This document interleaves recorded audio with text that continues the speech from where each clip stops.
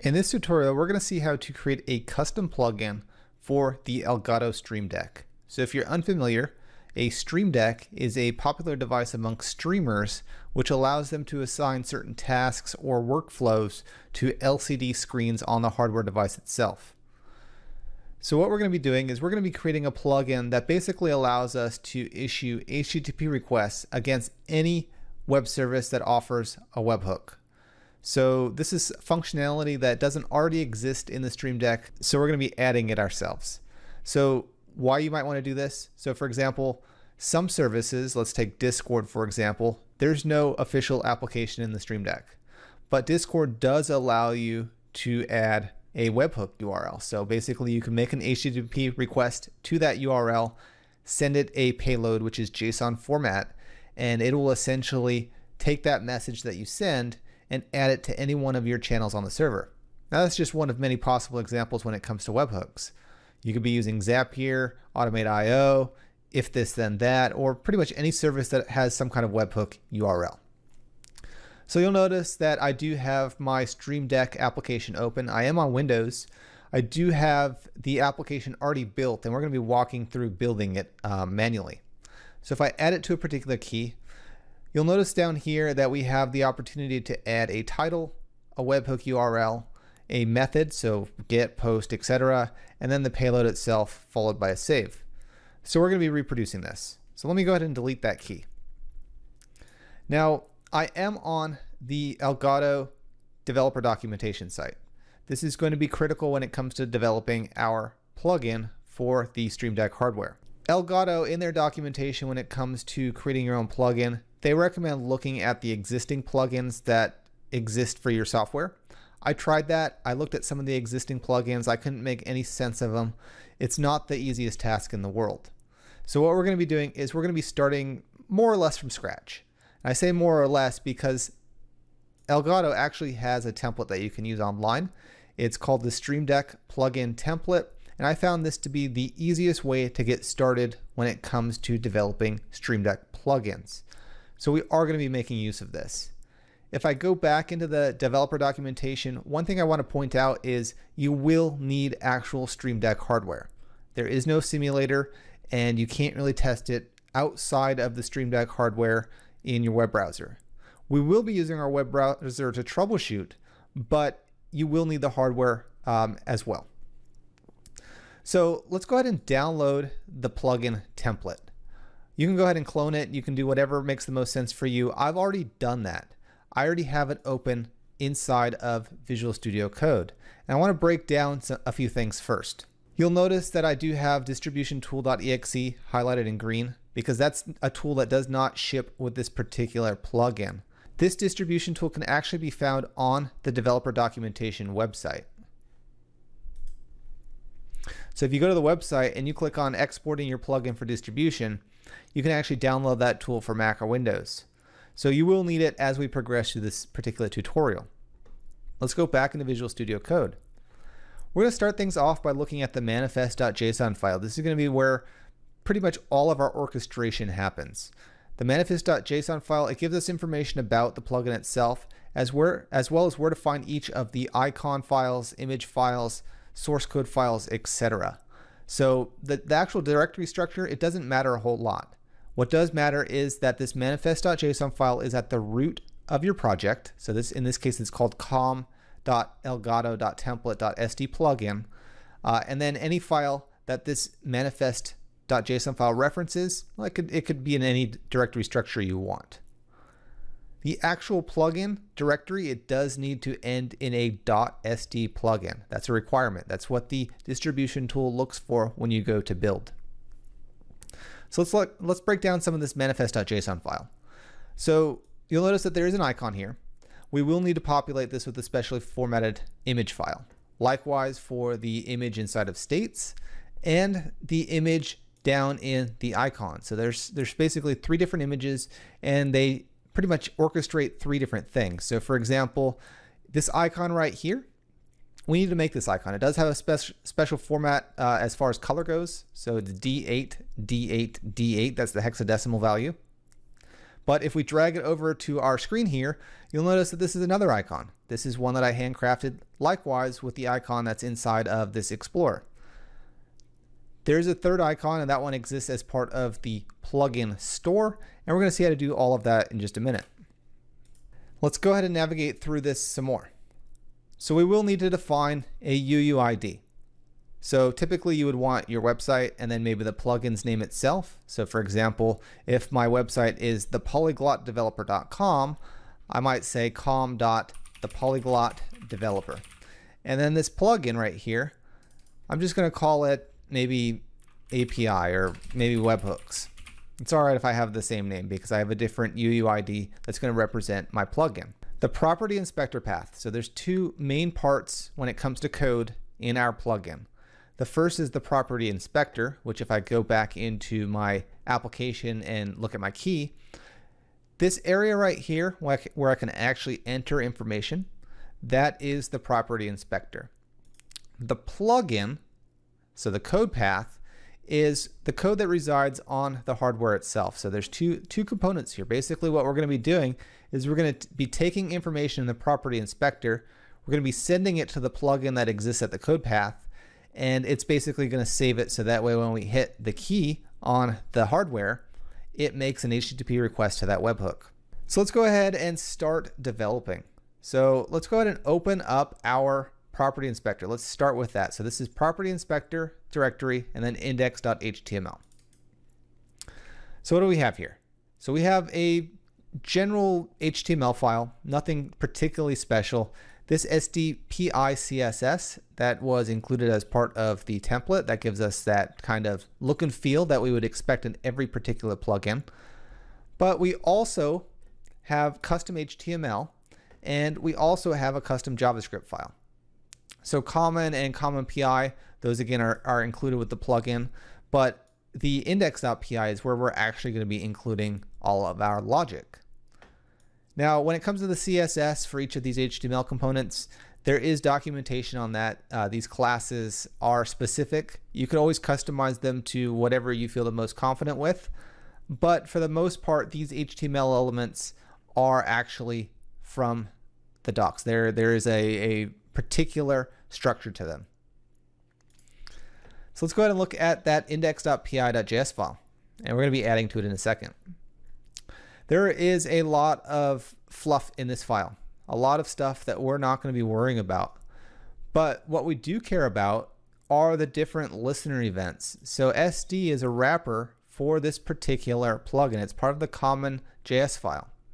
Basically, we're going to be communicating with WebSockets. These WebSockets have certain events. So when we are connected, the connected event is going to trigger. There's going to be other events possible as well. So send a property inspector or so on and so forth. These are all events that we can accommodate. And we're actually only going to be using a small subset because this template offers a whole lot more functionality than we really need for this particular plugin example. So let's go ahead and look at our index.html file.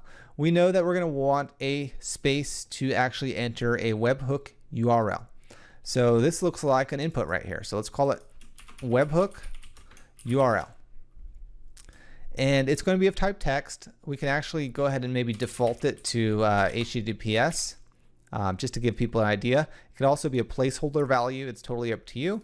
Let's also give it an ID. Let's call it webhook URL. Let's go ahead and look at the text area. It's already here for us. It's not going to be immediately after the webhook URL in our example, but let's just go ahead and use what's there. So let's go ahead and call this webhook payload.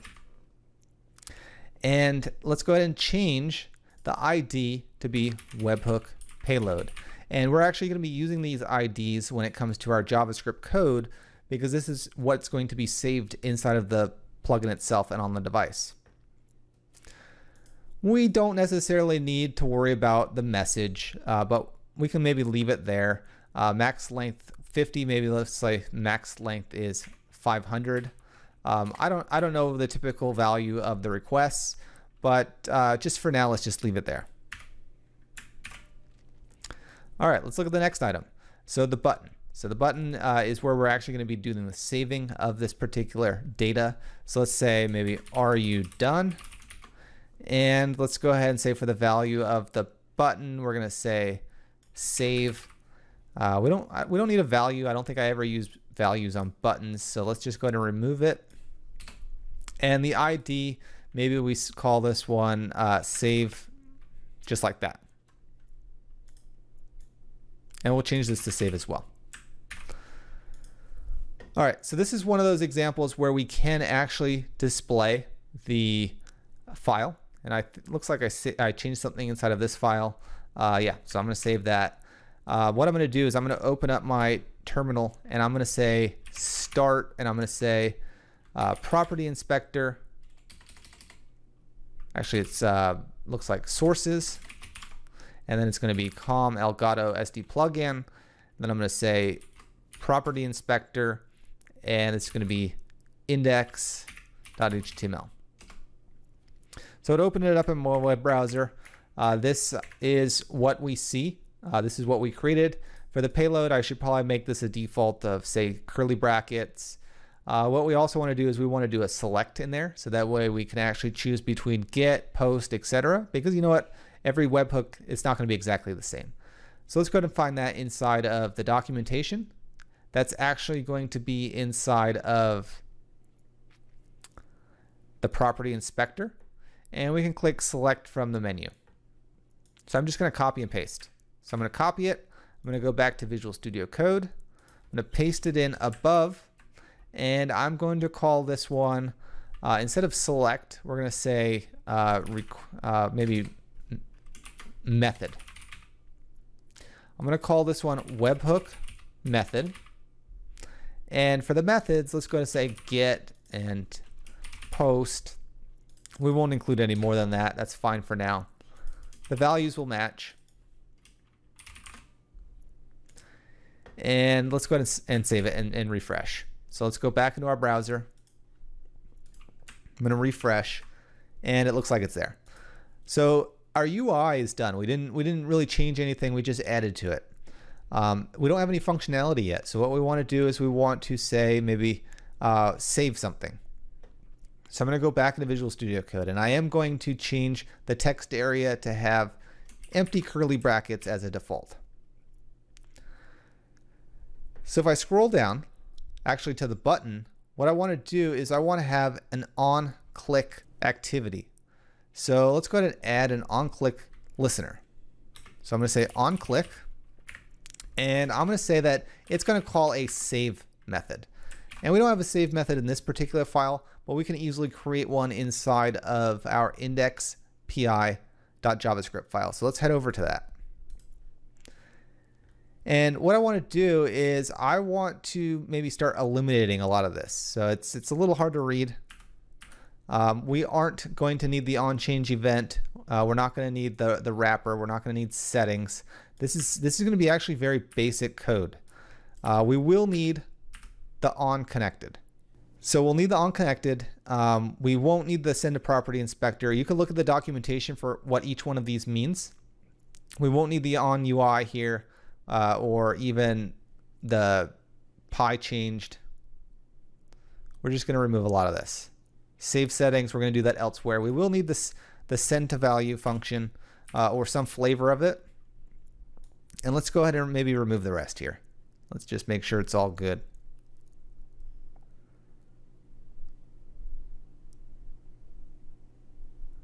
Yeah, I'm confident that we can remove the rest.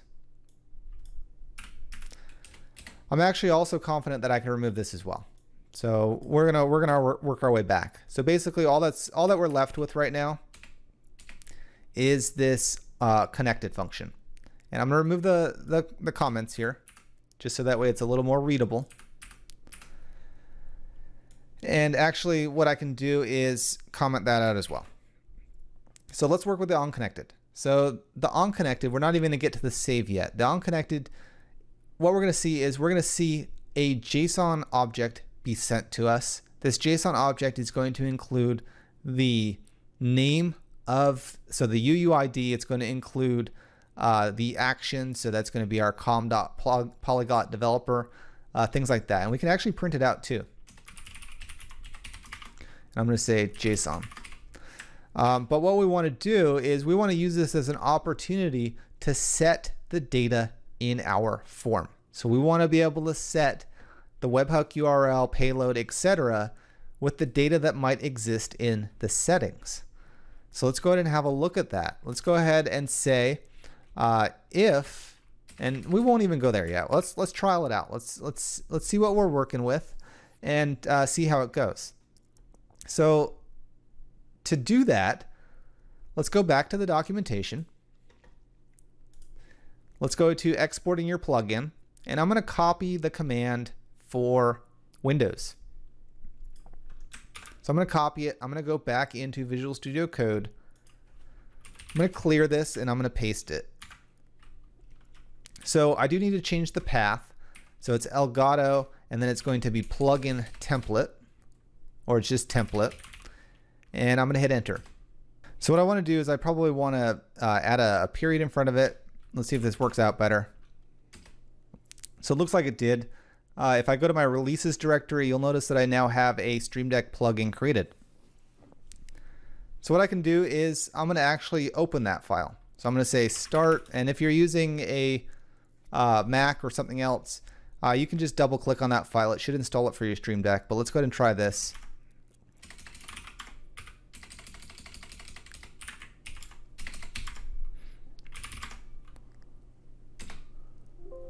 So it's asking me if I want to install it, so I'm going to say yes.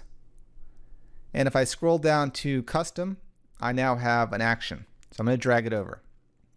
And you'll notice that it is using some default icons that came with the theme. That's fine. But we have a name, a message, and a button. So it doesn't look like it worked out, because if I look back at my logs, it actually threw an error here. So a file already existed. So let's go ahead and remove it. So I'm going to say remove, I'm going to say release, and I'm going to say that file. So let's go ahead and try it again. So I'm going to build it. It built. It looks like it was successful this time. Let's go ahead, and what we have to do, unfortunately, is we have to uninstall it. So if I go to more actions and I scroll down, I have to actually uninstall it. It won't let me install over it. So I uninstalled it. Let's go ahead and maybe run it again. It's asking me if I want to install. Yes. I'm going to open up my Stream Deck application. I am going to scroll down. This no longer is valid, so I'm going to copy example action. You'll notice now that I have a webhook URL, a method, and a payload. So the news here is we can't actually test this yet. You'll notice that inside of our code, we have some console outs. We can't immediately touch those. We don't. If we hit a button, if we load it up, we can't see any of that information. So what we have to do is we have to go to the documentation here and see what needs to be done when it comes to troubleshooting or debugging an application. Now for Mac and Linux and Windows, it's all going to be different. I'm on Windows, so I will need to touch the registry. So let's go ahead and open up the Registry Editor.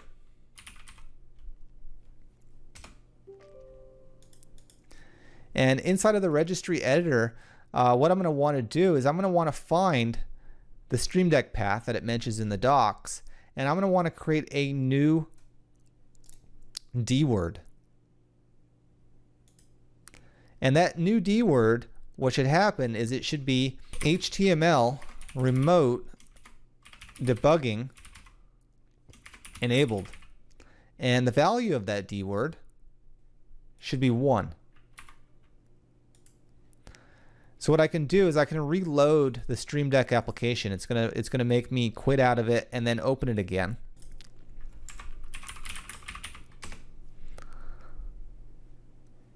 And now I can actually test it. So it says that I can navigate to localhost and this URL. So I'm going to open it. It brings up my inspector, and it also has the plugin that I have open. So I have the template. This is the index for the main plugin itself. But what I want to do is I want to look at the property inspector. So I clicked on it. The property inspector is now open. If I refresh, you'll notice that it is open inside the browser now. I can click it, you saw that it printed out connected. It also printed out that object, and that object included information like the action, the context, which is a UUID for the key, and it also would have printed out the settings if there were any. So let's go back into the code. We are able to troubleshoot now. So inside of the code, what we can do is we can do an if statement. We can say if JSON.hasOwnProperty action info. So basically we're saying that if this JSON object has a property called action info, then what we can do is we can get the payload settings. So we can say something like let settings equal, and we can use this helper class. We can say utils.getProp, and we can say JSON, and we can say this is the path to the property that we want. We can say action info payload settings, and if it doesn't exist, we're going to default it to an empty object. So with those settings, what we can do is we can say document.getElement by ID. We know the ID, so we know webhook URL is one of them, but we can say .value equals settings .webhook URL. If webhook URL doesn't exist in the settings, we can say that it's going to default to HTTPS. And likewise, we can do it 2 more times. So for example, webhook URL is 1, webhook method is the second one, and that's going to default to maybe get. And then the third is going to be webhook payload, and that's going to default to some empty brackets. So we've now just defaulted the values. So that's good. Now what we can do is we can create a save button. So we have a save function on our button. Now we actually need to create it. So we can say constant, we can say save equals function, and we want to check to make sure that the SD is available to us. So we're going to say if SD, which basically says it's not undefined or null. What we're going to do is we're going to say var payload. This is going to be an empty object. So this is going to be the payload that we send to the plugin itself when it comes to time to save. But what we want to do is we can either pick and pull each one of these, which could be a little time consuming. It's not the end of the world. I can say each property of this payload is going to be webhook URL method and payload, or we can optimize this. We can go to the index.html, and for the class, I can add a class on all of them that are the same. So I can say maybe inspector, which is just something I'm making up. So this one's going to have inspector as well. And then I'm going to have inspector for the text area as well. It's got to be on the text area itself. So I'm going to say inspector. I'm going to save it. I'm going to go back to the JavaScript file. And with that, what I can do is I can say for each.call. So this is an array. And I'm going to say document.querySelectorAll. And I'm going to say inspector. So it's going to look for all of the inspector class names, and we're going to loop through them. So I'm going to say element, and I'm basically going to construct that payload now. So I'm going to say payload. I'm going to say element.id, so webhook URL, webhook method, webhook payload equals whatever the value is for those. And then finally, after I have that payload object, I'm going to send it to my plugin. So I'm going to say sd.api.send to plugin. I'm going to provide it sd.uuid, so that way we represent that this particular event is for this particular key, because we could have numerous keys with the same plugin on it. I'm going to include the action, so I'm going to say sd.actionInfo, and I'm going to say action. And then finally, I'm going to include the payload. So this is going to be sent to the plugin. I'm going to save it. It's not installed yet. What we want to do now is, actually I can remove this comment. We don't have many lines of code. We have 20 lines of code here. what we want to do is we want to look at our plugin code now, not our property inspector, our plugin. So let's go ahead and open up the index.html file. We know that it's going to be using the app.js file now. So I'm going to open it. There's a lot of cruft code again. So we're going to be doing some removing to clean things up. So let's go ahead and clear this up a bit. We want these events. So we want the connected event. And when it's connected, we're also going to look for other listeners as well. We're going to leave them as is for now, and it should work out fine. If it doesn't, we'll modify. And then we have our actions. So let's go ahead and start doing some removal. So on did remove receive settings. So if I were to call save or set settings inside of the plugin inspector, then this would be called. Because I'm never calling set settings inside of the property inspector, it's never going to get called. So I'm going to remove it. On will appear is when the key appears on the device. We can leave it. It's not going to necessarily do anything for us as of yet, but I'm going to leave it just for now. But I'm going to remove the comment so that way it's a little cleaner to look at, and I'll explain things as we go. The key up. So we've pressed the key. The key up means that we're done pressing the key, and we should probably do something. This is where we are actually going to send the HTTP request. The onSend plugin, we've set the send a plugin inside of our index.py or our index_pi.javascript. So this is the receiving function. This will receive the message that we are sending. So this is a very important one to us. Save settings. Let's go ahead and ignore this one for now. We're going to just integrate it. Set title. Again, it's not really relevant for this particular example.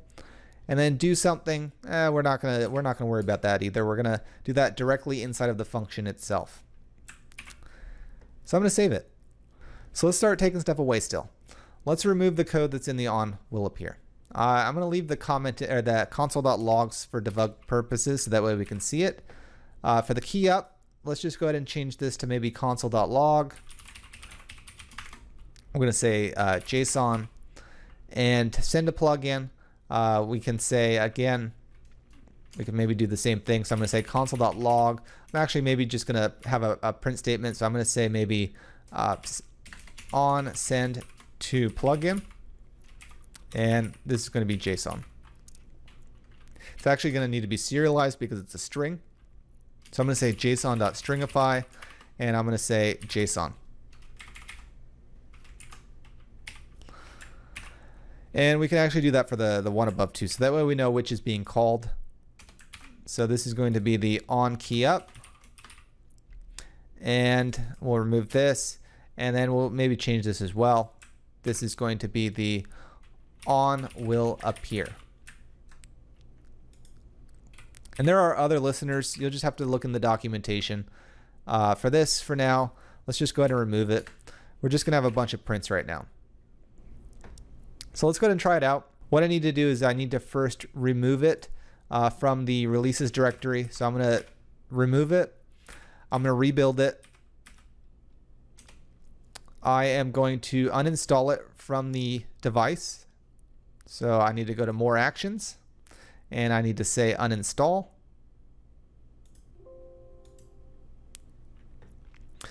And now I'm going to actually install it. And again, you could just double click it if you want. That works too. So I've installed it. It's there still because the plugin's back. If I want to, now let's go ahead and maybe I'm going to click save. So if I go to my web browser and I look at what's happening inside of the inspector and I click on index, it doesn't look like anything happened. So I'm going to say save again, nothing. And if I had to guess, it's because of the naming convention on these onlines. So for our plugin, inside of our manifest, it looks like we're doing this. So this is going to be what we want to include for our Uuid for our action here. So I'm going to go back into the app.js and I'm going to remove. So let's go ahead and do a multiple swap there. I'm going to save it, make sure that it's not in here as well. It doesn't look like it. So let's go ahead and go through that process again.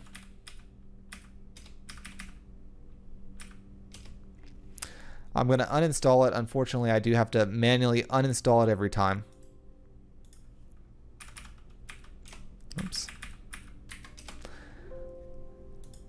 And let's go ahead and try it out again. So I'm going to click it. I'm going to click save. And I'm going to go into my DevTools here. Refresh it. And it looks like we have some output now. So we have the on will appear, which looks good. And we have the on send a plugin, which was called when we actually did the save button. So it's sending us basically default values, but that's fine. So now what we want to do is we want to save it so that way it persists and we can actually use the key up command. So we'll go back into our code. We'll go to app.js and we will go to the on send to plugin. And inside of this function, we're going to check to see if there's a payload. So we're going to say json.payload. And if there is, what we can do is we can say sd.api.setSettings. We're going to use the context that was included in the JSON. So we're going to say json.context. That's the UUID. And we're going to say json.payload. So the context, we're doing this because we want not to override some existing key. It needs to be unique, but we're just saving it. And remember, we have the on did receive settings inside of this file. If I were to include that same listener inside of the index PI file, then it would be triggered. So whatever file calls the set settings, the other file will get the receiving listener. So I'm going to save it. It's not necessary. We don't care if to know when it was saved. We just want it to save. Inside of the on key up, what we can do now is we can actually maybe do some logic here.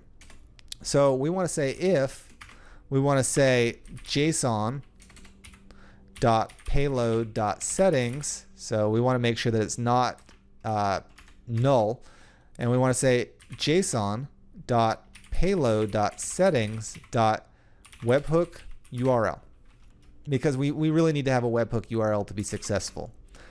If we don't, then what we want to do is we want to say sd.api.showAlert json.context. So this alert will actually show on the physical key itself. And it'll show that it kind of failed. That's how you notify it. And we're going to say return. Otherwise, if our webhook URL looks good, and we're just doing very basic validation here, what we can do is we can say fetch. We can say json.payload.settings.webhook URL. And we can say for our object, for our configuration for this fetch, we're going to say the method is going to be json.payload.settings.webhook method. For headers, we want to make sure that it's of type application JSON.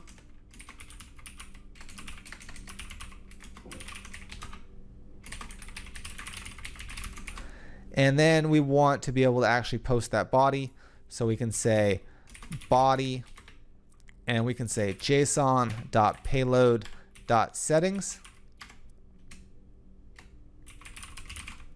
And that's going to be webhook payload. Now, the fetch command does use a promise. So we're going to say then, and if it's successful, what we can do is we can say sd.api.showOK rather than show alert, and that's going to be json.context. Otherwise, if there was an error, we're just going to show that alert for error again. So we're going to say sd.api.showAlert, and we're going to say json.showAlert. And this is going to be json.context. So this should work with a valid webhook URL. We're not using settings, so let's go ahead and remove that. So everything should check out. So I'm going to save it. You can see that we're not using a lot of these, which is fine. So for example, I could remove the on appear and stuff like that. We don't need to use them. I'm also not using these on did receive settings. We're basically only using the first three and the connected. So let's go ahead and test it out. You won't be able to see me push the buttons, but we can actually see the webhook in action. So let's go ahead and remove, oops. We're going to remove the file. We're going to create the file. We're going to uninstall it from our Stream Deck. We are going to reinstall it. We are going to populate it with some information. So I'm going to get the webhook URL in just a second, but I'm going to say maybe full name is going to be Nick Raboy. And I'm going to change this to a post request. If I go to my web browser, I actually have this cool webhook testing site available that I can copy this link to the clipboard, and it'll allow us to use this as a testing site for webhooks. So I copied the URL. I'm going to go back to my Stream Deck. I'm going to paste it in for the webhook URL. I am going to scroll down to save. I can go back into my developer tools, and I can go back and refresh. It looks like the onSend a plugin worked. It has the method, the payload, the webhook URL. Everything seems to check out. So let's go ahead and test it. So I'm going to go back to the test site, and I'm going to press that key on my Stream Deck. So it didn't work. I got an alert. So if I go back to DevTools, maybe we can see what happened. So we have the webhook method, the payload, and the webhook URL. So we're going to need a little bit more information because off the top of my head, I don't know what went wrong. So let's go back into our code.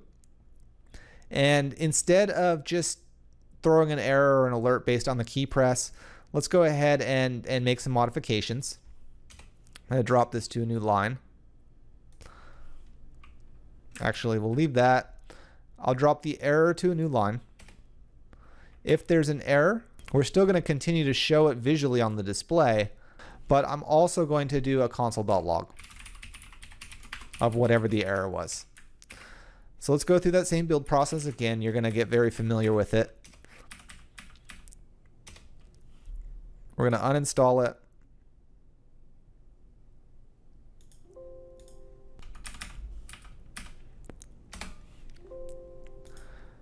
I'm going to make sure that it is part of my Stream Deck right now. So I'm going to click it. Looks like the information is still there, which is good. I don't need to save it again. I'm going to go back into my browser. I'm going to press the key. I will need to go back, it looks like, to refresh. And let's see what happens. So I press it. It doesn't seem to be erroring. It doesn't seem to be showing the error. So let's go back into the code. So the reason it looks like why it's not working is because I'm trying to print out the console.log error here, but it's actually going to fail right here. And it's going to fail right here because I made a mess up on my if statement. So I'm saying if the settings is null basically, or the settings has a webhook URL. And basically what I want to say is, or the settings does not have a webhook URL. So it does, which is good. So what I'm going to want to do is I'm going to want to try it again. So let's go ahead and remove it. I'm pretty confident that it's going to work this time. So I removed it. I'm going to install it now. Should be fine because we're just reinstalling it. So I'm going to hit that key and look at my browser here, and let's see what happens. So it looks like it's sent. So this website picked it up. It received the full name. So let's just go ahead and kind of rehash on what happened here. So if I go back into my, before I even go back to the code. So first of all, we went to the developer documentation for the Stream Deck. We saw some basics, and we went to the Elgato GitHub site and we got the Stream Deck plugin. I highly recommend this over any of the other plugins that it recommends that you look at. So we downloaded it. We also downloaded the distribution tool. Just go ahead and download it for your particular operating system. Inside of the project itself, we had the manifest file. So this was at the root of the project directory, and that project directory must have SD plugin as the extension to the directory. But inside of the manifest file, that's where we saw where our code should exist. So the property inspector path, it doesn't need to be at this path. You just need to make sure you reference the correct files in the correct path. Likewise, so the code path was actually the plugin code itself, where we did the heavy lifting, and the property inspector was just our form elements for creating data to be set on the device itself. We didn't touch the icons, we're just using the default from that project. We didn't change the URL, we didn't change the author. But this manifest file, most of all what we wanted was we wanted to change the UUID, and we wanted to change, or at least acknowledge, where those HTML files were. Inside the property inspector, we essentially just renamed stuff. We added a select box, and more importantly, we added an inspector class. And you don't need to do it this way. This is just because I wanted to get every input value as part of a list in JavaScript. But I can do it manually if I wanted to. I also added an on-click for the button for save, which we saw inside of the index.py file itself. So we have the save method. The save method, what it's doing is extracting each of the input values based on inspector, and it's sending it to the plugin. Also on the connected function, so this listener, we're basically just taking what's ever in the settings, what was saved, and we are setting them. Otherwise, we are defaulting them. Inside of the app.js file, this is where we're actually listening for things that come from the property inspector itself or any kind of button interaction. So the on has to do with whatever we set as the UUID. The will appear. You could make more use of it. I didn't in this example. It's not necessary. But what we did use is the on send to plugin. So when we receive something from the property inspector, it goes to this function. And when we actually press the button on the key up, it goes to this function. So on the send to plugin, all we did was check to see if there was a payload, and if there was, then we can set it in the settings. And this is persisted, so that way we can close everything and it'll still exist on the device. In the on key up, we take what was saved and we check to make sure that there was a webhook URL. If there was, let's do a fetch, and we can provide any kind of webhook URL we want. One huge thing that needed to be done, and it would have been very difficult if we hadn't, is we actually needed to set up our computer for troubleshooting. So when it comes to creating your own plugin, there's a section on debugging. If you're on Windows, edit that registry. If you're on Mac, go ahead and edit this data. It's very important because if you don't have insights into what's actually happening, you're never going to know how to build a plugin. I tried to do it without enabling this because I was a little nervous of the registry, but it was absolutely necessary. If you want to take advantage of this project, I actually put it up on GitHub. So you can actually download this code. It's on Stream Deck Webhooks on my personal GitHub account. I also have a release file if you want to play around with it. It's just a good introduction in order to get you ready to build your own Stream Deck plugins to do a whole lot of cool stuff. Did you enjoy the video that you just watched on YouTube? I wanted to let you know that I also have a courses platform where I create and publish courses that go into a little more depth than the typical tutorials that you find on the YouTube channel. So if you go over to courses.thepolyglotdeveloper.com, you'll see a selection of courses, some of which you may find interesting.